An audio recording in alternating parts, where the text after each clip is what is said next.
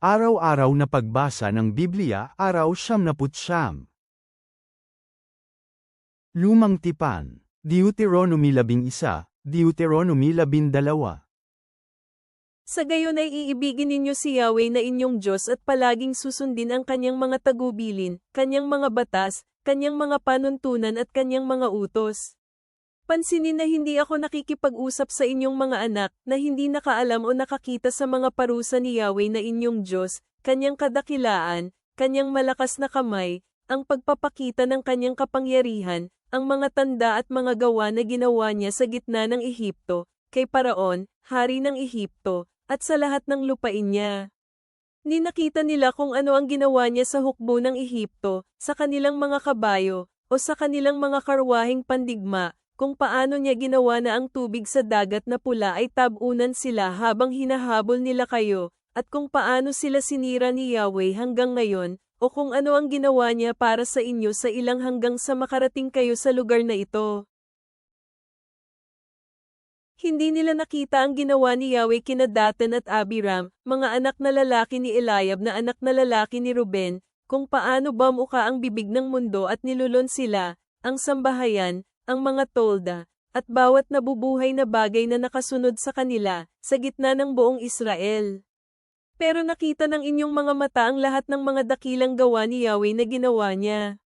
Kaya nga sundin ninyong lahat ang mga utos na pinapagawa ko sa inyo ngayon, para maging malakas kayo, at pumasok at angkinin ang lupain, kung saan kayo papunta para angkinin iyon, at mapapahaba ninyo ang mga araw ninyo sa lupaing pinanggako ni Yahweh sa inyong mga ama na ibigay sa kanila at sa kanilang mga kaapo-apuhan, isang lupaing dinadaluyan ng gatas at pulot. Para ang lupain, kung saan kayo papasok para inyong angkinin, ay hindi tulad ng lupain ng Ehipto, kung saan kayo nanggaling, kung saan nagtanim kayo ng buto at diniligan iyon gamit ang inyong paa, tulad ng hardin ng mga damong gamot.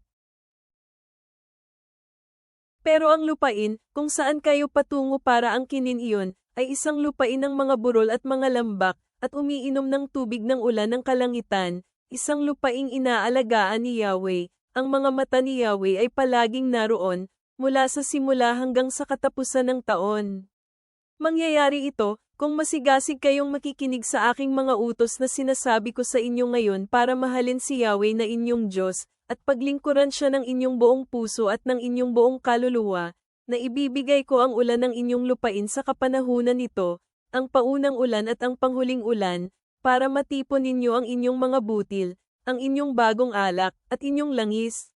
Magbibigay ako ng damo sa inyong mga bukid para sa inyong mga baka, at kakain kayo at mabubusog. Bigyang pansin ang inyong mga sarili, para hindi malinlang ang inyong puso, at kayo'y lumihis at sumamba sa ibang mga Diyos-Diyosan, at yumukod sa kanila, para ang galit ni Yahweh ay hindi mag-alab laban sa inyo, at para hindi niya isara ang kalangitan, para hindi magkaroon ng ulan, at ang lupa ay hindi magbigay ng kanyang bunga, at para hindi kayo madaling mamatay mula sa masaganang lupaing ibinibigay sa inyo ni Yahweh. Kaya nga ilagay ang mga salita kong ito sa inyong puso at kaluluwa, at tali ang mga ito bilang isang tanda sa inyong kamay, at hayaan ang mga ito na maging gasa sa pagitan ng inyong mga mata. Ituturo ninyo ang mga ito sa inyong mga anak at pag-usapan ang tungkol sa mga ito kapag nakaupo kayo sa bahay ninyo, kapag naglalakad kayo sa daan, kapag hamihiga at bumabangon kayo. Isusulat ninyo ang mga ito sa mga haligi ng pinto ng inyong bahay at sa mga tarangkahan ng inyong lungsod. Para dumami ang inyong mga araw, at ang mga araw ng inyong mga anak, sa lupaing ipinangako ni Yahweh sa inyong mga ama na ibibigay niya sa kanila, na maging tulad ang dami ng araw na gaya ng kalangitan ay mataas sa ibabaw ng mundo. Dahil kung masigasig ninyong susundin ang lahat ng mga utos na ito na sinasabi ko sa inyo, para gawin ang mga iyon, ibigin si Yahweh na inyong Diyos, lumakad sa lahat ng kanyang mga kaparaanan, at kumapit sa kanya, at itataboy ni Yahweh ang lahat ng mga bansang ito mula sa harapan ninyo, at aagawan ninyo ang mga bansang higit na malaki at higit na malakas kaysa sa inyong sarili. Bawat lugar na lalakaran ng inyong mga talampakan ay mapapasa inyo, mula sa ilang hanggang sa Lebanon, mula sa ilog, ang ilog Euphrates, hanggang sa kanlurang dagat ay magiging hangganan ninyo. Walang sinumang tao ang makakatayo sa harapan ninyo, maglalagay si Yahweh na inyong Diyos ng takot at ng kilabot sa lahat ng mga lupaing lalakera ninyo, tulad ng sinabi niya sa inyo.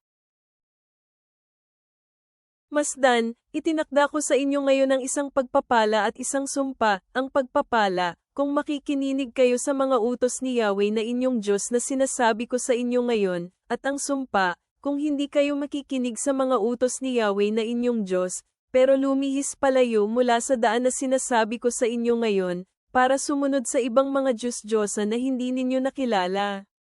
Mangyayari ito, kapag si Yahweh na inyong Diyos ay dinala kayo sa lupain kung saan kayo papunta para angkinin, na itatakda ninyo ang pagpapala sa bundok Gerizim, at ang sumpa sa bundok Ebal.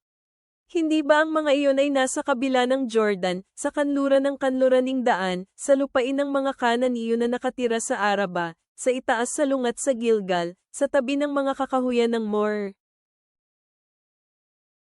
Dahil tatawid kayo sa Jordan para makapasok at angkinin ang lupaing ibinibigay sa inyo ni Yahweh na inyong Diyos, at aangkinin ninyo iyon at maninirahan doon. Susundin ninyo ang lahat ng mga batas at mga panuntunang itinakda ko sa inyo ngayon.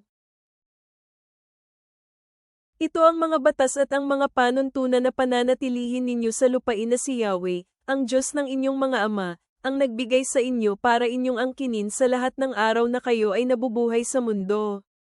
Tiyak na wawasakin ninyo ang lahat ng mga lugar kung saan ang mga bansa na inyong tatanggalan ng karapatan na sumambas sa kanilang mga Diyos-Diyosan, sa matataas na mga bundok, sa mga burol, at sa ilalim ng bawat luntiang puno, at sisirain ninyo ang kanilang mga altar, pagpipira-pirasuhin ninyo ang kanilang banal na mga batong haligi, at susunugin ang kanilang mga posteng asera, puputulan ninyo ang inukit na mga larawan ng kanilang mga Diyos-Diyosan at sisirain ang kanilang pangalan mula sa lugar na iyon.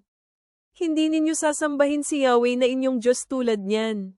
Pero sa lugar na pipiliin ni Yahweh na inyong Diyos mula sa lahat ng inyong mga lipi para ilagay ang kanyang pangalan, na magiging lugar kung saan siya titira, at doon kayo pupunta. Dadalhin ninyo roon ang inyong mga handog na susunugin, ang inyong mga alay, ang inyong mga ikapo, at ang mga handog na inihandog ng inyong kamay, ang inyong mga handog para sa mga panata, ang inyong kusang loob na mga handog, at ang panganay ng inyong mga hayop at mga kawen.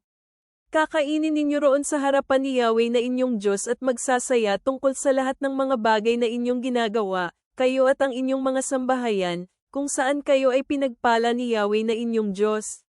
Hindi ninyo gagawin ang lahat ng mga bagay na ginagawa natin dito ngayon, gumawa ngayon ang bawat isa ng anumang bagay na tama sa kanilang sariling mga mata, dahil hindi pa kayo nakarating sa kapahingahan, sa mga mamanahin na ibibigay ni Yahweh na inyong Diyos sa inyo. Pero kapag tatawid na kayo sa Jordan at maninirahan sa lupain na idinulot ni Yahweh na inyong Diyos na inyong mamanahin, at kapag binibigyan niya kayo ng kapahingahan mula sa lahat ng inyong mga kaaway na nakapalibot, nang sa gayon manirahan kayo ng ligtas. Pagkatapos mangyayari ito sa lugar kung saan piliin ni Yahweh na inyong Diyos doon na manirahan ang kanyang pangalan, doon dalhin ninyo ang lahat ng iniutos ko sa inyo, ang inyong mga sinunog na handog, ang inyong mga alay, ang inyong mga ikapo, at ang mga handog na inihandog ng inyong kamay, at lahat ng inyong piling handog para sa mga panata na inyong ipapangako kay Yahweh. Magsasaya kayo sa harapan ni Yahweh na inyong Diyos, kayo, ang inyong mga anak na lalaki, ang inyong mga anak na babae, ang inyong mga lingkod na lalaki at ang inyong mga lingkod na babae at ang mga Levita na nasa loob ng inyong tarangkahan, dahil wala siyang bahagi o pamana sa inyo. Bigyang pansin ang inyong sarili na hindi kayo magsusunog ng handog sa bawat lugar na inyong makikita, pero ito ay sa lugar na pipiliin ni Yahweh na mula sa isa sa inyong mga lipi na ang inyong mga handog ay susunugin, at gagawin ninyo doon ang lahat ng bagay na sinabi ko sa inyo. Gayunpaman, maaari kayong pumatay at kumain ng mga hayop na nasa loob ng lahat ng inyong mga tarangkahan, gaya ng nais ninyo, pagtanggap sa mga pagpapala ni Yahweh na inyong Diyos para sa lahat ng ibinigay niya sa inyo. Ang marurumi at ang malilinis na mga tao ay parehong makakakain nitong mga hayop tulad ng gazela at USA. Pero hindi ninyo kakainin ang dugo, ibubuhos ninyo ito sa lupa na parang tubig. Hindi kayo maaaring kumain sa loob ng inyong mga tarangkahan mula sa ikapo ng inyong butil, ang inyong bagong alak, inyong langis, o ang panganay ng inyong hayop o kawan, at hindi kayo maaaring kumain ng anuman sa laman na inyong inialay kasama ng anumang mga panata na inyong ginawa, ni hindi ang inyong kusang loob na mga handog, o ang mga handog na inihandog ng inyong kamay.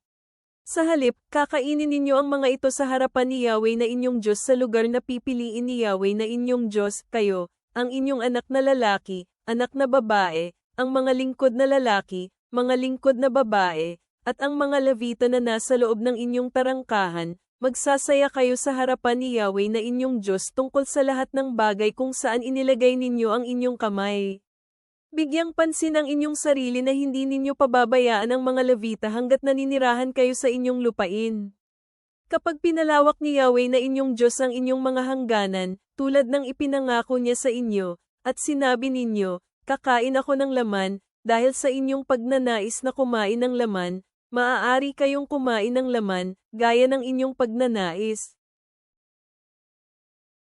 Kung masyadong malayo mula sa inyo ang lugar na pipiliin ni Yahweh na inyong Diyos na lagyan ng kanyang pangalan, sa gayon papatay kayo ng ilan sa inyong mga hayop o inyong mga kawan na ibinigay ni Yahweh sa inyo. Katulad ng sinabi ko sa inyo, maaari kayong kumain sa loob ng inyong mga tarangkahan, ayon sa inyong pagnanais. Tulad ng ang Gazela at ang USA ay kinakain, kakain din kayo nito. Maaaring kumain nito ang magkatulad na marurumi at malilinis na mga tao. Tiyakin lamang na huwag ninyong kakainin ang dugo, dahil ang dugo ay ang buhay, hindi ninyo kakainin ang buhay kasama ang laman. Hindi ninyo ito kakainin, ibubuhos ninyo ito sa lupa na parang tubig.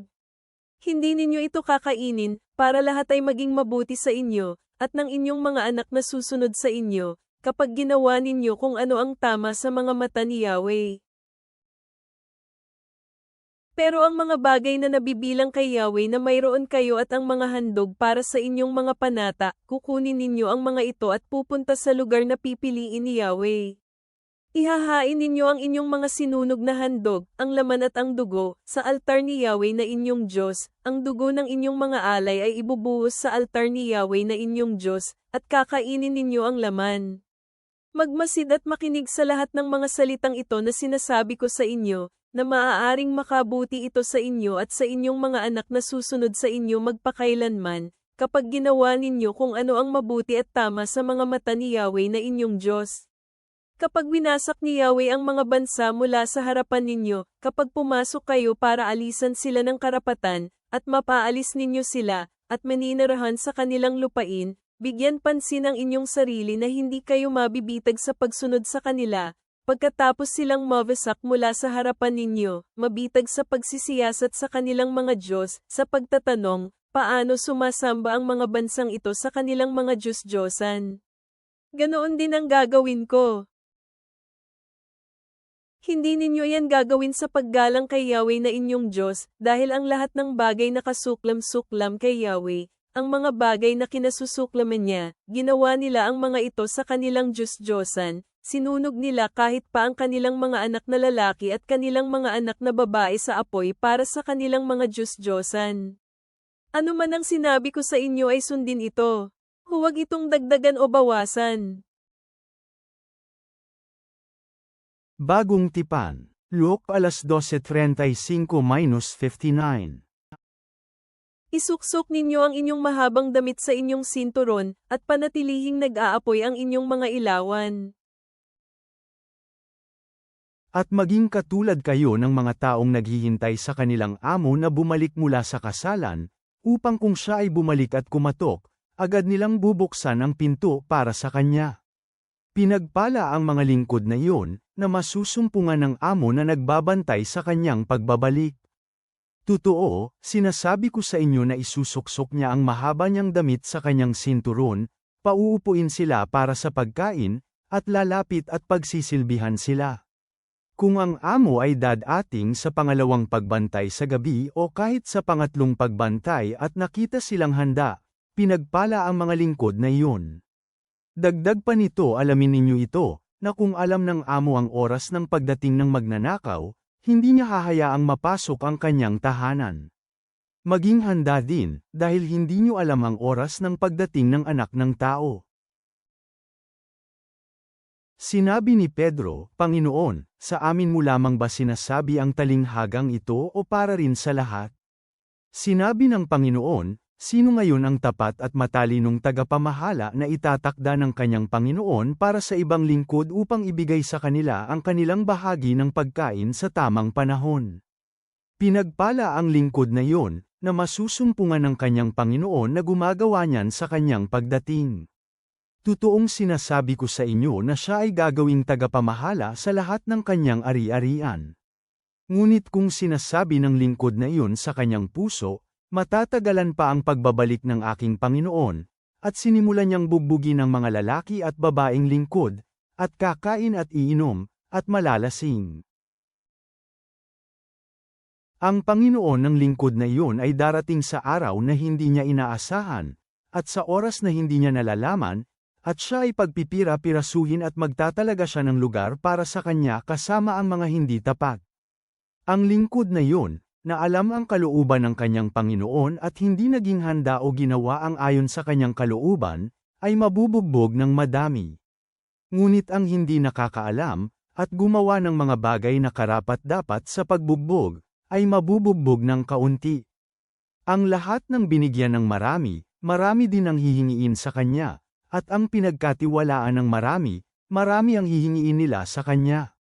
Pumarito ako upang magbaba ng apoy sa mundo, at ninanais ko na ito ay magningges. Ngunit mayroon akong bautismo na kailangang danasin, at labis akong namimighati hanggang sa ito ay matapos. Iniisip ba ninyo na ako ay naparito upang magdala ng kapayapaan sa mundo? Hindi, sinasabi ko sa inyo, sa halip ay pagkabahabahagi. Dahil mula ngayon may 5 sa isang tahanan na magkakabahabahagi, 3 tao laban sa 2 at 2 tao laban sa 3.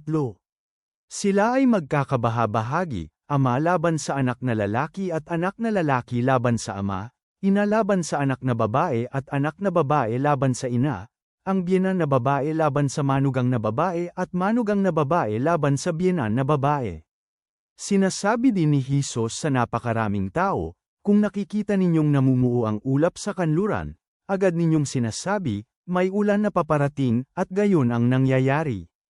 At kung iihip ang hangin sa timog, sinasabi ninyo, magkakaroon ng matinding init, at ito ay nangyayari. Mga mapagkunwari, alam ninyo kung paano ipakahulugan ang anyo ng mundo at kalangitan, ngunit paanong hindi ninyo alam bigyang kahulugan ang kasalukuyang panahon? Bakit hindi ninyo hatulan kung ano ang tama para sa inyong mga sarili? Sapagkat kung ikaw ay pupunta sa harapan ng hukom kasama ang iyong kaaway, sa daan ay sikapin mong ayusin ang hindi pagkakaintindihan sa kanya upang hindi kanya kaladkarin sa hukom, upang hindi ka dalhin ng hukom sa opisyal at hindi ka ilagay ng opisyal sa bilangguan. Sinasabi ko sa iyo, hindi ka makakalaya mula doon hanggang mabayaran mo ang kahuli-hulihang salapi. Mga awit, Psalm 43 is the 1-5. Hatulan mo ako, O Diyos, at ipagtanggol ang aking kapakanan laban sa makasalanang bansa, dahil ikaw ang Diyos ng aking kalakasan, bakit mo ako itinapon palayo? Bakit ako nagluluksa dahil sa pang-aapi ng kaaway? O, ipadala mo ang iyong liwanag at katotohanan, hayaan mong pangunahan nila ako, hayaan mong dalhin ako sa banal mong burol at sa iyong tabernakulo. Pagkatapos, pupunta ako sa altar ng Diyos, sa Diyos na aking lubos na kaligayahan, at sa aking alpa pupurihin kita, O Diyos, aking Diyos. Bakit ka yumuyukod, aking kaluluwa? Bakit ka nababalisa sa aking kalooban? Umasa ka sa Diyos, dahil magpupuri pa ako sa Kanya, siya na aking saklolo at aking Diyos. Ama naming nasa langit, habang kami ay nagmumuni-muni sa iyong mga utos sa Deuteronomio, ipaalala mo sa amin na mahigpit na kumapit sa iyong mga katotohanan at mamuhay ng may pusong puno ng pasasalamat. Sa Lukas, tinatawagan mo kami na maging mapagbantay at handa, na nagbibigay sa amin ng pagkaapurahan upang ihanda ang aming mga puso sa iyong pagdating. Panginoon, Tulungan mo kami na hanapin ang iyong gabay sa aming pang-araw-araw na mga pakikibaka, gaya ng ipinahayag sa Awit Kapitulo 43, at magtiwala sa iyong pagliligtas kahit na kami ay nabibigatan ng pag-aalinlangan. Naway makatagpo kami ng pag-asa sa iyong presensya at lakas sa iyong mga pangako, habang kami ay nagsisikap na mamuhay ayon sa iyong kalooban. Hayaang umapaw ang iyong biyaya sa amin, Ama. Amen.